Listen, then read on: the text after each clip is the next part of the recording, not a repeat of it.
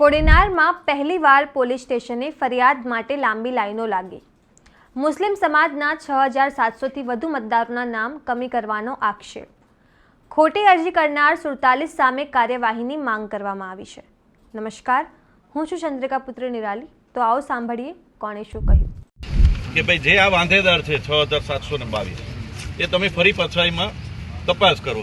અને અમારી માંગણી એવી છે, તપાસ થાય એમને વાંધો નથી, પણ માનો કે વાંધો લેનાર છે એમને બોલાવે. જે મતદાર છે એમને હેરાન ન કરે કે એમની નોટિસ ન નીકળે. BLO ને પણ તમે અહીંથી મામલતદાર સાહેબને સૂચના આપજો કે ભાઈ BLO ને આ કાલથી જાણકારી મળવાની છે ચૂંટણી કમિશનર તરફથી. તો BLO એમને સ્થળ ઉપર જ એમનો નિકાલ કરે. માનો કે કાલે પબ્લિકને હેરાન ન કરે, મતદારને હેરાન ન કરે. વાંધેદાર છે એમને બોલાવી લે કે ભાઈ તમે એટલા વાંધા લીધા છે તો તમે પુરાવા રજૂ કરો. એટલે એ ત્યાં ને ત્યાં અરજી સોર્ટ આઉટ થઈ જાય. માનો કે આંકલાવ વિધાનસભામાં અમિતભાઈ ચાવડા જે અમારા પ્રદેશ પ્રમુખ છે, એમની વિધાનસભામાં 4400 મત નીકળ્યા હતા આવી રીતના છે વાંધેદાર.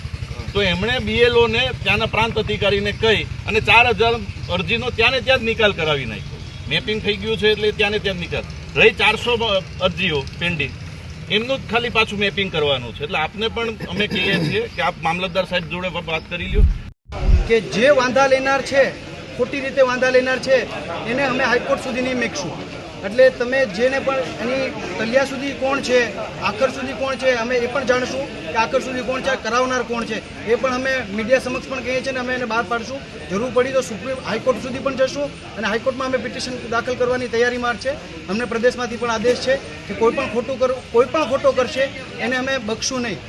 કાયદામાં રહેશે એ જ ફાયદામાં રહેશે. એ બોલવાવાળા માટે પણ આટલું જ લાગુ પડે, સાંભળવાવાળા માટે પણ આટલું જ લાગુ પડે. એટલે કાયદામાં રહ્યો એટલે ફાયદામાં રહેશો. અમે જે પણ લીગલ પ્રોસેસ થશે અમે કરશું. કેટલા લોકોના નામ કમી કરવામાં આવ્યા છે? કુલ 6722 લોકોના નામ 47 થી 48 જણાએ નામ વાંધા અરજી રાખેલી છે. આજે તમે કોડીનાર પોલીસ સ્ટેશને શું કાર્યવાહી કરવા આવ્યા છે? અમે સાહેબને રજૂઆત કરવા આવ્યા છે કે સાહેબ તમારી અંડરમાં જે કંઈ પણ આવતું હોય એ તમે લીગલ પ્રોસિજરથી કરો. કારણ કે આ જે ઇલીગલ ગેરકાયદેસર જે પ્રવૃત્તિ કરી છે અને ડોક્યુમેન્ટના સાથે છેડાઈ કરી છે અને ડોક્યુમેન્ટ એ લોકોએ કઈ રીતે હાંસિલ કર્યા. અત્યારે તમને ખબર જ છે કે ડિજિટલ મીડિયાથી કેટલું બધી ફ્રોડ થાય છે. તો આ લોકોએ અમારા ડોક્યુમેન્ટ કઈ રીતે હાંસિલ કર્યા અને આવી ખોટી ફરિયાદ શું કામ, જે વાસ્તવિકમાં ત્યાં લોકો રહે છે ને એની પર ખોટી ફરિયાદ શું કામ કરી છે? અમારી માંગ શું છે?